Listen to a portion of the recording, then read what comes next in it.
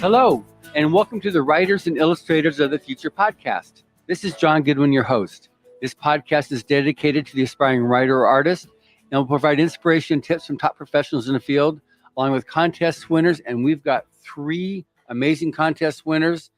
And what makes it super amazing is this is the ultimate of the United Kingdom. So we have all 3 of the recent volumes represented here. We have J.L. George with her story Catching My Death. So that's Jess, and that's in volume 36.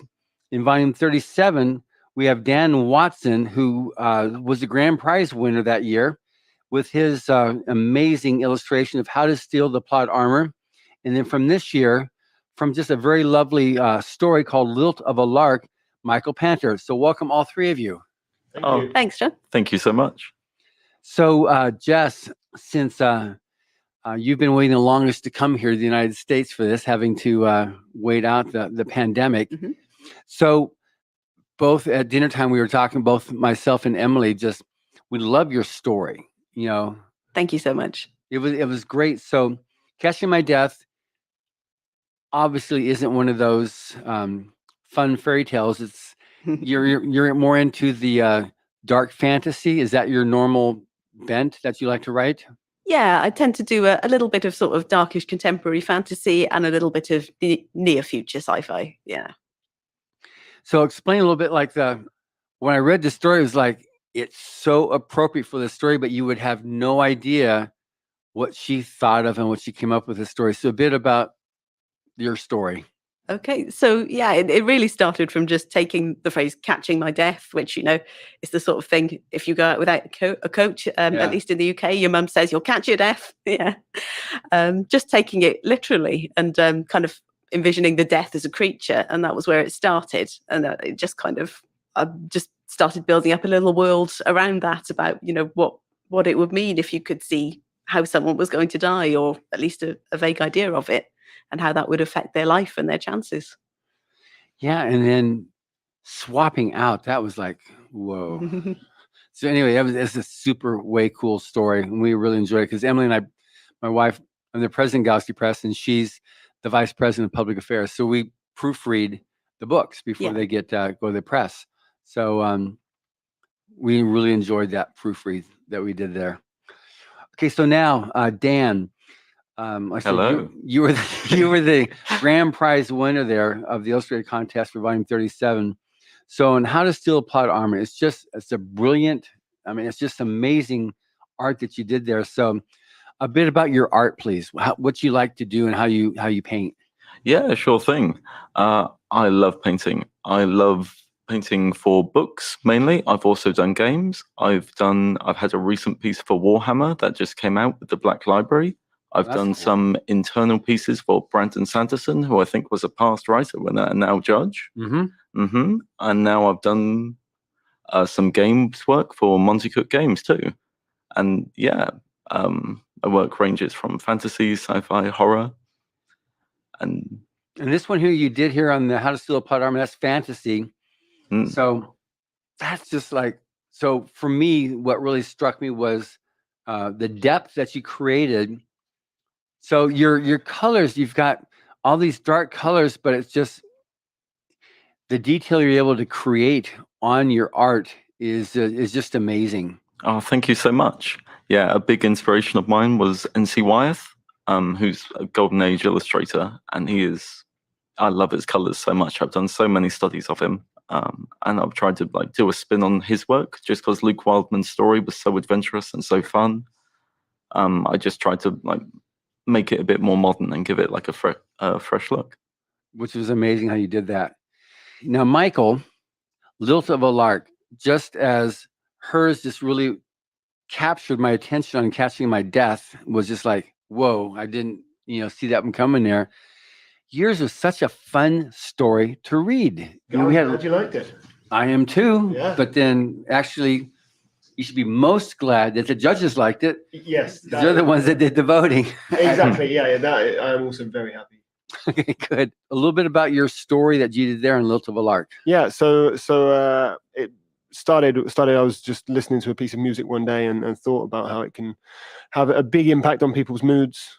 As you said, certain pieces of music can make you melancholic, certain can make you very, very happy and energetic. So I took that idea and thought, what if, kind of similar to what Jess said with hers, what if quite literally there was someone who could sway someone else's mind or make them do things through the power of music? And out of the sort of brainstorming sessions came a guy, a bard, I guess, because I knew it was going to be a secondary world fantasy, and bards are obviously almost well, they have a special place in fantasy, right? So I came out with him, and then it was all about, okay, well, how does he make people do things, right? And so it was time to get a bit clever with the lyrics, and okay, well, he can make them do things, but only if he sings particular songs about them or about what he wants them to do, and it's sort of an amalgamation of his talents. But as you said, he's not the most well, he hasn't been put through the ringer, so he's prone to mistakes, and that coupled with the ability to make people do stuff at will for your lyrics makes for an interesting story, or so I thought. A very interesting story. So the judges. Yeah, clearly, yes, yeah, thankfully. So now, Jess, you've got a PhD. So a little bit about that specifically, because it very much ties into what science fiction and fantasy is all about. Okay, sure. So I wrote my PhD on the uses of evolutionary theory in the work of H.P. Lovecraft and Arthur Machen, who you may or may not have heard of, but he was a Welsh author who was very influential upon Lovecraft. Comes from Caerleon, which is about 10 minutes from where I grew up. Yeah. So for those of you who don't know, H.P. Lovecraft, and I don't know the other author you're talking about, but are they both horror, dark fantasy? Yeah, Machen, kind of being a little bit earlier, came out of the Victorian Gothic, really. He wrote kind of much more straightforwardly supernatural kind of Gothic fiction. And then Lovecraft, of course, brought in the kind of, I guess, gave birth to the genre of sci-fi horror as we know it, really. Exactly. And just as a point, and I'll show you afterwards on this, because between dinner and now, which we just had together, there's a book. It's either about or by Lovecraft, and it had letters, H.P. Lovecraft letters in there, where he talks about L. Ron Hubbard's fear that was one of the books that inspired him to write horror. Tim Powers he said, look at this. He's when it showed us thing, because he's a total Lovecraft fan, as you by now know. Not surprised. And but anyways, that's great, because it's he obviously made a major influence, like you said, in modern horror. Yes. So now, Dan, so what type of your career trajectory as an artist? Can you describe that a bit? Yeah, sure. So it was a little bit up and down for a while. So I loved to draw as a kid, but then as I got into school, which would be secondary school for us, I think that's middle school or high school here, somewhere in there. Yeah. My art teachers really didn't like the kind of stuff I was drawing, and they just wouldn't grade my work if I handed that in. Actually, they gave me sheets of paper of stuff I was allowed to draw, and that put me right off. So I was going more towards the engineering and design route, because they were teaching technical drawing, and even though it was technical, they'd still let me draw what I'd want to draw. Which is why I ended up going into mechanical engineering as a career, and I was doing an apprenticeship for that. Yeah. I was going to college for that as well. And it just wasn't creatively fulfilling, really. So what gave you that courage to jump from like what everybody knew was right for you to what you knew was right for you? I think it was all the stories that I'd read, like all the writers and all my favorite stories, like Brandon Sanderson, like Mistborn, I think, like really got me interested in illustration just because of the images it put in my head. Which is amazing. I mean, you're just such a brilliant illustrator. It's just to think that could have been just, he draws really good buildings. Yeah. So. And now you're working with Sanderson, right? Or you said you did a bit of work with him. Yeah, that's right. That's insane. Yeah, thank you. I've got 2 pieces that are going to be in the end paper for one of his upcoming leather bounds for Alloy of Law. Wow. So I'm really excited about that. Yeah. Absolutely. Yeah, we just presented the general, did the keynote speaking at the awards ceremony. Mm-hmm. his two favorite authors are Brandon Sanderson and Orson Scott Card, and he was hoping they would, either one of them would be here. Oh, yes. Scott Card was here a few years ago, as was Brandon. But fortunately, Brandon now needs to deliver on his $42 million Kickstarter. Oh, yes. Oh, yes. And Scott Card is teaching. He's a professor, so he's teaching right now.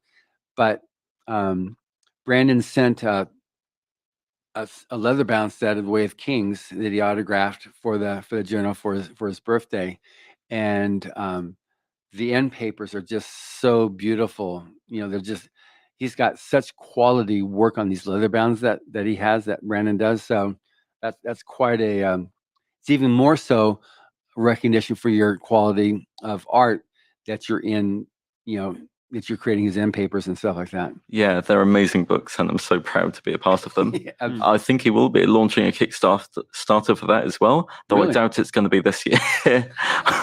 With his, I don't know, maybe he's written another novel and he's going to launch another Kickstarter for that by the end of the year. And he's going to make good on his. He's got to make good on his 4 secret novels first. So. Yeah. So, Michael, what's been your trajectory as a writer? Yeah, so I have always, right from the very, very start of my life, as far back as I can remember, put it that way, I have always written and wanted to write. When I was very, very young, I would write with pen or pencil and paper on my bedroom floor, and then I think it was actually after Star Wars: The Phantom Menace came out that I decided. I watched it at the cinema. I got home, and I thought, I'm going to write the sequel to that. And I thought in my 7-year-old brain that I would write the sequel. It would, fly off to Hollywood or to George Lucas, and that would be the second film. I was like, well, I can do this. So I did it, and he didn't. Obviously, he chose to make Attack of the Clones instead. But fun fact, you sent him the manuscript? Well, I tried. I gave it to my mum to send. I very much doubt she actually sent it, since it was just pages and reams and reams and reams of a 7-year-old scrawly handwriting. But Attack of the Clones, up until a few years ago, was actually the lowest rated Star Wars film on IMDb. So I'm not saying I would have done it better, but there's something to be said for the fact that I could possibly have had a shot. But yeah, anyway, so I did that, and then from there I continued to write and got better and better and better. And then about 4 years ago, I decided to have a serious crack at writing properly, kind of you get serious about it and start entering competitions and stuff. And I found Wattpad.com, which is like an online sort of anyone can upload a book there, and anyone can read, and they're free to read. And they have like an annual awards, and my novella that I'd written for that won their annual awards, which was really good. So then I after that success, I then I want to take a step up. So I just Googled the sort of best writing competitions in the world within sci-fi and fantasy, because that's kind of exclusively what I write in. And top of the list was Writers of the Future. So that sort of led me into, I was like, okay, well, this seems huge. Yeah. Let's have a go at that. And here I am. Oh, good. Well, welcome. Yeah. Thank you. And so now, Jess, your trajectory as an author. So I started telling stories when I was quite small. I kind of had a recurring cast of dinosaurs, which I would regale my dad with stories of. And I carried on trying to write, mostly pony books and things like that as a kid. And then I got a bit older, and I went into academia and kind of didn't really write creatively so much for a while. And I guess I kind of, because my dad was also a writer. He didn't write science fiction and fantasy. He wrote kind of gritty, realistic fiction, but he published 2 books of short stories. And then kind of after he passed away, I kind of sort of started to feel like, well, he always believed in my writing, so maybe I should try and do something with this. Sure, and yeah. So about 4 or 5 years ago, I started submitting stories a bit more seriously. Oh, that's good. And then now you've got a career. Obviously, you have a day job, because selling a short story isn't going to pay the bills very long. Yes. So what's your day job, and a little bit what you do on that? Sure. So I work in the university library service at Cardiff University, basically. So yeah, just kind of obviously working in a library is a great thing to do if you're a writer, because you've got access to so many books and journals. Yeah, and it's a very nice place to work. For sure. Yeah. Are you pretty much content with writing speculative fiction, or are you going to move around, or are you like? No, I think the speculative area is kind of where I'm likely to stay. I would have Yeah. thought, yeah. And you like the fantasy side or the sci-fi side? A little bit of both. I kind of, I like the sort of perhaps the kind of more softer, more social end of sci-fi, kind of near future stuff. Yeah, and kind of the more contemporary, slightly real world grounded fantasy. Right. Normally. Yeah. Okay, good. And then yourself, Dan, are you able to do art in your day job as well as, or how's it work for you? Well, art is my day job. That's so cool. Yeah, I quit engineering back in 2017. Then it took a few years to get going, but back in 2020, I started getting, soon after I entered the competition, I started getting a few more jobs. And yeah, now last year in 2021, I really started picking off a bit and started getting more clients, and it's all been really fun so far. So yes, I do get a chance to use art in my day job. Oh, that's way cool. And then yourself, Michael. So what's your day job versus your writing? So I actually write as a day job, not exclusively novels yet. I'm a journalist. So, I mean, it's a kind of double-edged sword. It's good that I write for a living, which of course is my passion. But at the same time, then after a day of writing, I have to then sit down and write more on my personal projects. So that my brain, when it gets to the point where my brain is melted, I then have to summon the motivation and wit to sit down from 10 p.m. till 2 a.m. and write on my own stuff, which obviously takes its time. But yeah, I don't think I could ever work with anything else. I was put on this earth to write. Well, that's good. So you said journalism? Yes, journalism. So what kind of journalism? So it used to be sports journalism up until I moved to Sweden, and I'm currently based in Sweden. So there it's actually quite a lot of US-based news and sort of entertainment news and old celebrity stuff. We have quite a lot of stuff on like celebrities from like the 60s and 70s, and then translate articles from Swedish into English. And so, yeah, a little bit of everything. I also do some stuff with our video channels, which is also fun. So yeah. Oh, good. So you guys we just finished the week-long workshop. We have 2 writers and 1 artist here. So, and this is where you can all jump in and stuff like that. So what has been the highlight for you? And you guys can answer however you want to, in whatever sequence. So what's been the highlight for you this week? For me, it's absolutely been meeting everyone here and hanging out with everyone. Like, I've loved the presentations. I've loved meeting all the judges and everyone at Author Services and Galaxy Press. And yeah, the friends I've made here, like, I'm going to keep in touch for as long as I can. Good. Yeah, absolutely. Getting to meet so many kind of talented and creative people who are also really supportive. I think everyone's been really, really nice and kind of open and generous towards each other here. Yeah, and getting to learn from the judges. I mean, I think Tim and Jodie, you could just listen to them speak all day, couldn't you? Yeah. And they're very knowledgeable and just they're so appreciative of the new, the new wave of pros that they're welcoming into the industry. So that's great. I would love to give an answer that you haven't heard before, but my answer is everything about this has been incredible. From meeting the judges and getting to learn from their wisdoms over the past week, which is literally something that money can't buy, and the fact that you guys at Galaxy Press and Author Services have treated us, I said it last night at the gala, but you have treated us like rock stars. Like, we've been sort of looked after to the 10th degree. It really has been amazing. And then it culminated in the gala itself last night, which was everything you could sort of imagine and more, with a proper red carpet, and it was just everything that's happened has been done so professionally, and it's something I could get used to. I hope I don't. Yeah. I'm going to try not to, but I definitely could. Oh yeah, Yes. the dessert served in that gala is just mwah, so lovely. I'd come back again just for that. Just for the dessert, Everything yeah. else is a bonus. A very nice bonus though. So any particular part of the awards ceremony that you just like went, this was the highlight, this was so cool? Wow, I don't know. It felt like such a blur in a way because it's really huge, and the Taglian complex, am I saying that right? Yeah. Is gorgeous. Isn't it? Yeah. Yeah, but it kind of almost went past in a blur to me. It's Yeah. The Taglian is, we've been there, this is our third time, and we love that venue.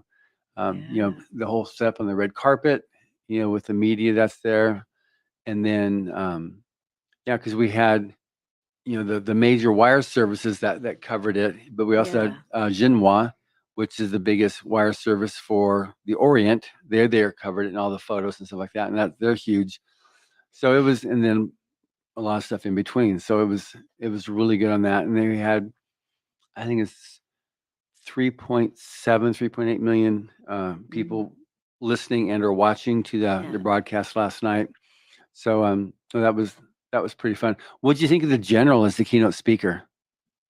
Yeah, I thought he was an extremely good speaker, and extremely good in that everything he was saying, and the link between science fiction and real life future, it's sort of like something that I had never really thought about before. I never considered it that much before. But then when someone says it, it's like that is 100% true. Like, it's exactly true.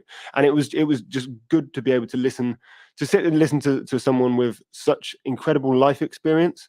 And it's one of the ones that helped create the Space Force for the United States. Yeah, exactly. And like, that's mind-boggling for someone from Kettering Town, England, to sit and listen to the general speaking. That was just, it was a pleasure.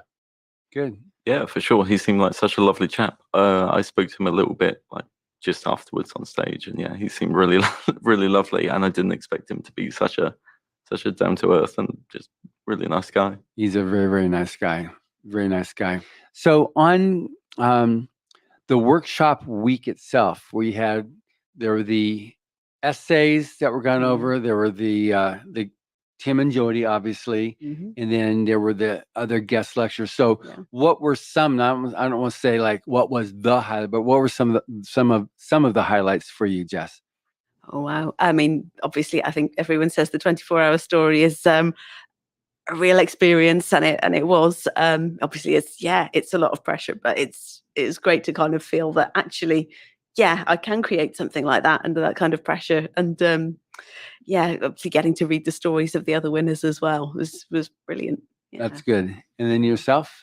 So I would say something that I've really, really appreciated this week is listening to these sort of titans of the field, Dean Wesley Smith, Jody Lynn-Nye, Tim Powers, and all the rest of them. And what I loved most is that all of them gave different bits of advice, sometimes contrasting, conflicting bits of advice. And they put. Should you promote your book at a panel or not? Exactly. Like, they presented their bits of information, their bits of advice, but in a real sort of a really genuine way, where it's like each person is literally telling you what has worked for them, and you can sort of pick bits out that you think, that seems a good idea. That probably might not work for me, but that one would work for me, right? And then you can build your sort of, you add it to your arsenal and build your own, or use it to help build your own career. Yeah, and that's, like I say, when I said earlier that money can't buy that sort of expertise and tutoring, it can't. Like, when are you going to get that many fiction legends, in the same room for 5 days straight of intensive, just here are the secrets to what we do? You can't buy that. Good. And then on the Illustrator side, I mean, there's definitely some legends there that you had. Oh yes, yes. I never expected to be hugging Larry Elmore and calling him my art grandpa, but here we are. Some of my favorite parts was the figure drawing. We had these really amazing models come in, and they were so expressive, and they're in these amazing sci-fi costumes, and they were so fun. I love that. And Barry Jackson. For those of you who don't know, describe what that means, because these guys are writers and they don't know that. Yeah, I have no kind of idea. stuff. Yeah. Oh, so figure drawing is just a timed figure drawing exercise. The models will pose in a certain position. They'll hold it for 1 minute, 2 minutes, 5 minutes, or 15 or 20 minutes. Sometimes we do longer, but here we had like a mix of shorter poses. Yes, they have two people that are dressed in science fiction costumes, and they hold still for that, and then you get to sketch it. Yeah, that's right. Bay Jackson, she gave us a little assignment to do from that. It was take one of the figure drawings being inspired by them and make that into more of an advanced sketch, somewhat going into a full illustration. Unfortunately, we couldn't do the full illustration in the workshop this year because of COVID restrictions. We couldn't quite get the reference shooting material in. So we took it as far as we could. And yeah, just her feedback, and she was really nice too. I like meeting her. Yeah, B. Jackson, she did illustrated children's book for Michelle Obama that hit the New York Times, and then she did one also for. Was that one for LeBron James? Yeah, Yeah, she did that's that one right. there for LeBron James. Yeah, she was the grand prize winner for volume 24. She's just amazing. She's just the queen of children book illustration. Yeah, she's got such an expressive line. It's really nice. Yeah, it's really nice. So that's great, and she's going to love hearing that. You said so. Larry is your art father. Art grandpa. Art grandpa. Yeah, okay, art grandpa. And then B. Jackson. Echo and Laz, they made a really great team, and it was Yeah. really nice whenever they were together. They finish each other's sentences. Yeah. And you just hear Echo shout, "I've already told them that story." But yeah, they shared so much information, and I'm just so appreciative. That's good. Now, one thing that's really, I want to see if it came across to you, like the judges, this is one of their highlights every year, coming here and talking to you. So what ideas did you have coming into it, and how has that changed or remained the same, or now that we're at the other end of the workshop week? I can start. Yeah. So I think coming into it, my big, not flaw, but something I've struggled with quite a lot is writing short stories, right? Like even my story for Writers of the Future is like 40 words beneath the max limit. And just condensing it down to sort of that sweet spot where you can, actually have like a whole world worth of magazines who potentially could be markets for you. That I have struggled with, and I think this week I've not only learned a lot of techniques to really, really help with that, but also proved that I could do it in the 24-hour story. Right? And so that was something before, especially with the 24-hour stories, I was nervous. I was like, I just can't write that short. Some of the winners, their winning stories were like 4,500 words, which is doable in a 24-hour period, even if the quality isn't as high as if you have time to plan. But for me, it was like I can't do that. I can't write a self-contained story in 24 hours, but I obviously could because I did. So I think that for me, that was something that I'll definitely take away of something, an ability that I didn't know I had, and I definitely have cultivated over this week with the help of the judges. Oh, good. What about yourself, Jess? I think partly kind of bouncing off something Michael said earlier about all the kind of the different pieces of advice from the different judges. I think it's when you're kind of starting out as a writer, you want to kind of look for, this is the right way to do it, and if I follow these steps, I will get published, I will write a good book. So yeah, kind of learning from them that these are obviously all people who are huge in the writing industry and kind of have produced such brilliant work, but there isn't one right way to do it, and I think that's it's really good to know. Good. And yourself? Yeah, same on the art side. It's really kind of opened my eyes to different avenues of making and different ways of creating that I haven't considered before. Yeah, it's that's something that's really good, is by having all the various perspectives of art or of writing that you're given. And it's one thing is that like you were saying, Jess, I just want to do, if I do A, B, C, D, then E's going to come out and people are going to go, the next one. Yeah. And which would be great. But I think one thing is developing your own voice. Mm. You know, what's your voice, whether it's as an illustration voice or as a writing voice. Any comments about that? You know, developing your own voice, how this has helped. Not necessarily you now have a voice because of this workshop, but that you have some more direction to actually help you achieve that. Yeah, I think it was kind of stuck with me that a lot of the advice given by the judges was focused much more on kind of story and craft at that sort of slightly more macro level. Because a lot of writing advice kind of focuses on the prose level and says things like don't use adjectives, which can kind of end up homogenizing things a little bit. You Yeah. kind of end up with this very kind of workshop style. And so, yeah, kind of the idea that actually that's not necessarily what you need to focus on. It's the story where maybe you want to focus your efforts at this level, and kind of trust that your prose will sound like you and it will take care of itself a bit. Yeah. I don't know. So my one, it was Dean Wesley Smith. Something he said to me when we were having a drink at the bar, as you do at Writers of the Future, just casually have a beer with Dean Wesley Smith. Yeah. And he was sort of impressing upon the importance of not editing everything 1,000 times to try and reach this level of perfection that doesn't exist. And his take on it is the first draft you write is the closest you're going to come, of course, to your own voice, because it is literally you're just kind of writing it as it comes to your head, and you're not going through it with any sort of analytical, critical, I must take away these, or like Jess said, I'm not going to use adjective here. You know, so to stick as close to that as you possibly can. And I know I normally work at the other end of the spectrum, so this is going to be difficult for me to do, to really sort of switch off that part of the brain that says you should definitely edit that paragraph 6 times before you write the next one. But that seems like very sound advice, and it's definitely something I'm going to try now. And not only that, but it helps you write a lot faster too. Yeah, when you're not editing as you go, and you can just write, and then go back and just fix what needs to be fixed. You know, small changes. And there's a time and a place for it, but yeah, that was very good advice, I felt. That's good. Yeah, that's when he first won way back 38 years ago, because his whole thing was he was trying to emulate L. Ron Hubbard as a writer, because Hubbard had a composition speed of 92 words a minute, and so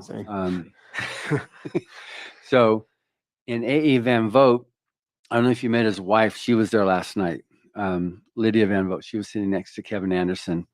Yes, yeah. She's 95 years old now. Yeah.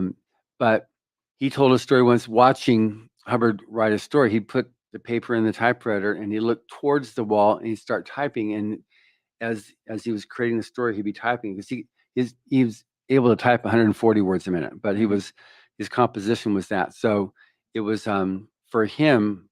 He also said too, you have to get to the point, you know, he said you got to throw away your first million words, you know, to build up a voice, but to also build up where you're comfortable with the words coming out, so that you can get into thinking those things, so that you don't have to get into all the editing, because now, but you don't, it's something that's acquired. You have to learn that. You know, Dean writes 70,000 words a month that he publishes in his magazine. Yeah, Dean actually was telling us his challenge for this year was to write a short story a day every day for the year.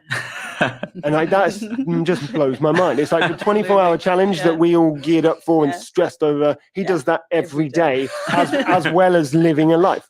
Like I just had those two things. How do they compute? But he does it, you know? Yeah. Absolutely crazy. Yeah. And then obviously, you know, I would guess, you know, almost 100% of them get sold to magazines. So it's not, he's writing good quality stories. Yeah. And that's at a rate of 1 a day. So yeah, both he and his wife, they're both judges, but they're both just brilliant writers and editors. And I mean, he's written millions of words. So he's got a voice, he's got his connection with the typewriter, so he's not thinking about what he's typing there. So like the quick brown fox, okay, the quick brown jumped over didn't jump over lazy river. The lazy fox jumped over the quick, what was it? So getting into that self-correcting stuff, but he's now through that, so he can just like conceive the idea and he's just typing it, you know, so he's that fast like that. Yeah. I dream of being that fast and productive. Well, who knows? You just keep on doing it. Yeah. You just got to do it and do it and do it, and then you get that. So What's the fiction scene like in UK? Oh, I can talk about the book covers. Okay, good. So the book covers in the UK there is a very significant style between here and the US. I think the US is starting to trend towards what the UK is doing, and the UK often has a lot more graphic style covers. They're a lot less illustrative, which for me, I prefer the illustrations, but okay, that's what the market's doing. And yeah, it's really interesting to see the trends go, and you'll see illustrators like Sam Weber, who does have a very more graphical and 2D compositional style, even though he renders in a very, very good way. I will still see his covers come through in the UK, but with other artists like Dan Dos Santos, I won't see his adult fantasy novels come through, but I will see his YA fantasy novels come through. So YA middle grade, those still remain quite more illustrative, but the adult significantly more graphic. Wow. Okay. And then, I mean, you're a librarian, so you know everything about books. So, what do you see is the trend there in on fiction? Well, interestingly, I think there have been a number of new short fiction magazines in the UK that have come out just in the past couple of years. Oh, that's cool. Cosmas Infinities, Wild Blood magazine, Gwyllion magazine, which are all solely speculative fiction. And there wasn't really a huge number of magazines doing that before. So it's great to see that kind of emerging market for short SFF in the UK, which is, Oh, that's good. Yeah. I hope they carry on. Yeah. Absolutely. So when did you leave UK to go to Sweden? 2018, so 4 years ago. Okay, it's not that long ago. So, so you're in Sweden now because of family? Work and family, yeah. So I moved there originally for work, to take the job as a journalist there, and then family. In fact, my original plan was just to stay somewhere between 6 months to a year, and then life happened, and 4 years later, I'm there with a 1-year-old son, and there's no way back. Now, so I think I'll be there for the provisional future at least. So then, when you were in the UK, what was the scene like for you, fiction scene? So I guess I can only really speak to within fantasy. I would say just because that was the sort of area that I always liked to read, and that was also the area that I was aspiring to be a writer within, that in that genre. So that I kept quite a good eye out for what was new, what was coming out, and I quite like that we do seem to have some very strong fantasy writers in the UK. Obviously, Joe Abercrombie I guess he's quite big here as well. It was quite a while ago that he came out with the First Law trilogy. But there's also people like Mark Lawrence, and there's a couple of others as well who I started to read their books just as I was beginning my sort of take it seriously phase, and that was good to see that it wasn't just America, because obviously there's so many amazing sci-fi fantasy writers in the US, or American sci-fi fantasy writers.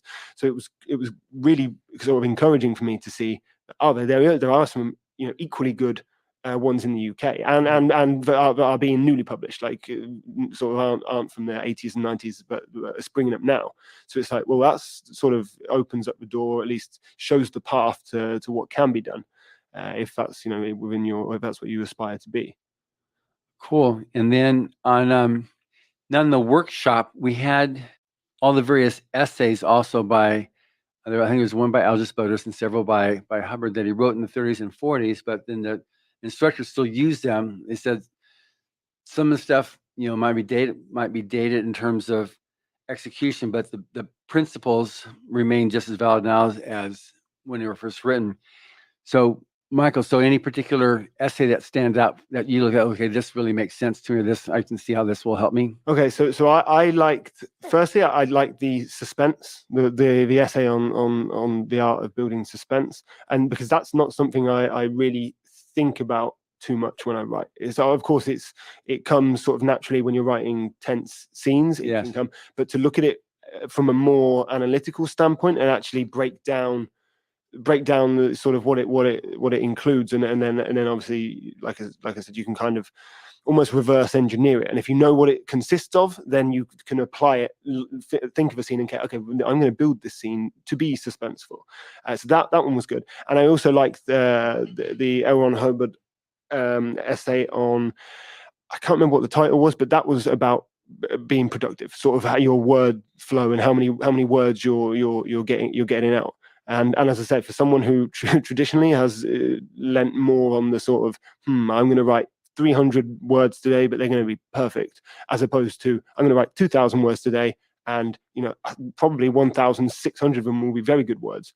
But the Manuscript Factory one? Yeah, exactly. That's the one. The Manuscript Factory. And so that almost, along with everything else that's been sort of compiled, is bouncing around my brain at the moment from the week, that will help me, I think, moving forward to be more productive as a writer, which is key if you want the same sort of output, or if you want a professional output. In any case, it's very important.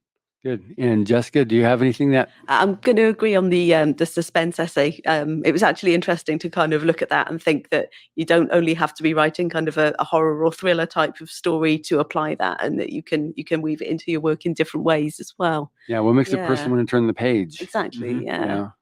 That's good. And any particular essays or datums that you got from the Illustrator workshop? Yeah, for sure. There was this one about intent in his art book, how intent is always put before the technical skill of an illustration. Mm-hmm.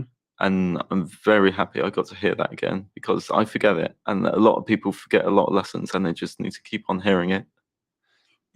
It's so true, because it's art, which applies for both writing as well as illustration. Art is the quality of communication. Yeah. And so it's like I went over today at the workshop, it's like in order to communicate, you have to have intention and attention in order to get some type of communication. So if you don't have that intent there. Especially the communication of an emotion or a feeling, it's just so important, especially when you're like trying to attract the attention for like these amazing stories. Yeah, absolutely. So what do you see, Jess, as your future with respect to writing? Where do you want to take it? Well, I would like to continue writing short stories as well, but I've had one novel come out last year. I'm kind of working on the second one now, and I would like to kind of build a career in writing novels. Good. So now well. tell me about this novel. Okay. I didn't know to ask that question, so now you mentioned it, I'm asking it. So it's called The Word. It came out in October last year through New Welsh Rarebite, and kind of had a slightly unusual path to publication in that it was originally a novelette, won the New Welsh Writing Awards in 2019, and then the publishers kind of came back to me and said, well, we'd like to make this into something a bit longer. Have you got any other short stories? And I'd sort of, in the meantime, over lockdown, I'd kind of had this idea for a continuation and written it thinking I would just put it on my website or something. So I went, I haven't got any short stories I can give you at the moment, but I have got this, and sent it off, and they liked it, luckily, and they published the full length thing. Wow, that's awesome. Yeah. So everybody knows that when you get a book published and it's actually got paper in between the cover, you send it to the Writers of the Future so we can put it in the library. Of course. Just saying. Yeah. And then Dan, so what do you see as, I mean, you seem like you've got some trajectories like has been building, and you're like locked and loaded and it's going good. Are you going to keep the same thing, or do you want to be able to expand into other aspects of art, or what? Yeah, I definitely like to be able to expand into other things. I still want to keep the illustration going. Like the book illustration is just what I enjoy the most. Like I love reading some artists will complain that they have to read the entire story before they can illustrate it. That's my favorite part. So, and it makes a difference. It really makes a difference when you get a cover that actually matches the story. Yeah, for sure. But as well as that, I'd like to start working on some of my own projects, like Michael Talbot, who's one of the visiting alumni. I think he won 8 years ago. Yeah. He was speaking how he has an old friend who's his art rival, and they keep on challenging each other and pushing each other. And I love Michael. He's such a great guy. He's such a fun energy. He's actually challenged me to put on my own gallery show by the end of the year, and I think I might take him up on that. So. Oh, that's awesome. Who knows? Only 8 months left, so I better get cracking. Yeah, that was a fun story that he gave about his. So I know him when he's going to try to do more. So I'm going to outdo him. Oh yeah. Oh yeah. That's great. And then yourself, where do you see yourself going now in your writing? Yeah, so I am in the process of writing a novel which is actually set in the same world as the story that won Writers of the Future. So that was almost like a window into that world, and I'm in the process of writing a full length with the same character, sort of from the beginning almost, and going there. It was actually. The late David Farland was actually working with me he wanted to pitch that because he'd just become an editor at Bain Books, so he wanted to take that on as one of his projects there, obviously just before his unfortunate untimely passing. So at the moment I'm kind of still trying to salvage that slash sort of write as many words as I can, because you can't sell a book until you actually have a finished book, which is always good to know. A bit of advice there for you kids. Yeah, but yeah, so that's the aim, and then that's a series actually I'm working on. So hopefully, I don't know, 5 years, 10 years, you'll go into some bookstore and there'll be a load of epic fantasy books by Michael Panter. Yes.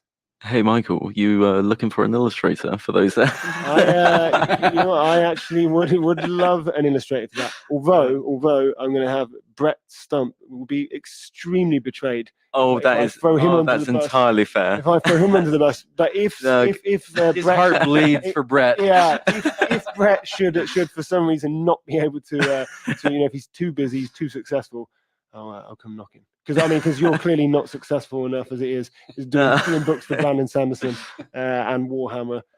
So yeah. I appreciate that, but I don't want to step on Brett's toes. He's so good. Yeah, he's great. So now you've been working this, becoming writers and an illustrator we've already established, for a considerable part of your life. So one thing that people listen to this podcast, they're aspiring, and sometimes people, I just can't deal with all this rejection. I can't do, the things that they feel the things that they feel they can't survive, that they can't deal with. So, again, this is just going to be open to all three of you to answer, but things that you had to overcome and real things for you, which on the effect side of it was very real. It was overwhelming, and it was like it almost got the best of you. But then once you got through it, you look at, what was I thinking? So any stuff that the other writers or artists, that they're going through, that you can give them that your own story that will turn into words of encouragement for them. Yeah, I can go first. I can go first. I've got a couple of stories actually. I think the main one for me would be, and it really is very, very simple concept, but it's very easy to ignore / be blinded and not pay attention to the fact that rejection, especially within writing, is every bit as it is key, as in it's going to happen to everyone. There is not a single writer alive who has not been told no at some point in their life, right? There is, and these judges that you're being taught, they still get rejected. Exactly, yeah, and that was something Dean Wesley Smith said the other day. He still, admittedly, few and far between, but he does still get turned down. He can send a short story off and they say no, thank you. And so that was something that, coming into it, I don't think people accept or realize that it's how very, very normal it is, and it's not a mark on on your writing at all. I remember my first novel, when, again, after I decided to take writing seriously, I sent that off, and I was really happy with it. And I thought, well, this is as easy as that. I just got to wait for the agents or publishers to get back to me. And what's this? A letter of rejection, or an email of rejection? I was like, they're mad. They're blind. How can they not see this talent? I think you look at that, and when you're sending it out, and you're so happy with it, especially the first time, the second time, you're like, I'm not doing anything wrong. This must be good. This must be good because I believe I'm good, and people tell me the writing's good. And the thing is that you literally, again, it sounds really simple, but you just have to keep going and going and going and going. And I promise you, if you write 11 books, I don't care how good you think you are when you write the first one, if you write 11 books, your 11th book is going to be 10 times better than your first book. After a while, you can begin to see the flaws in the books when you look back on them and say, I understand now why that wasn't publishable, or why it wasn't, it could be a really good story and your writing's still good, but the small details make very, very big differences at the elite level. So I would say write and write some more, and just be proud of your rejections, because every time you get a rejection, that means you first have to have completed something to even get a rejection, and that's a step. You've taken a step. You get another rejection, that's another step, and eventually you write enough that you get good enough, and someone will publish. If you're dedicated enough, and it will happen. Just as a point, and then I'll get back to you here a second, Jess. Preston Dennett was a winner 3 or 4 years ago. He had been entering since when the first contest first came out, and he's got the record of 47 entries in the contest before he won. And he went through a period, he was just like, that's it, I can't do this anymore. I'm terrible. He got rid of all of his science fiction books. It was a total, for him, a defeat. He said, okay, that's it, I'm done. He saved his Rise of the Future. I said, I couldn't get rid of my Rise of the Future books, but everything else I got rid of. And then he said how when he found out from Dean Wesley Smith that the editors of the magazines talk to each other, and they were saying, what do you think of this one guy here?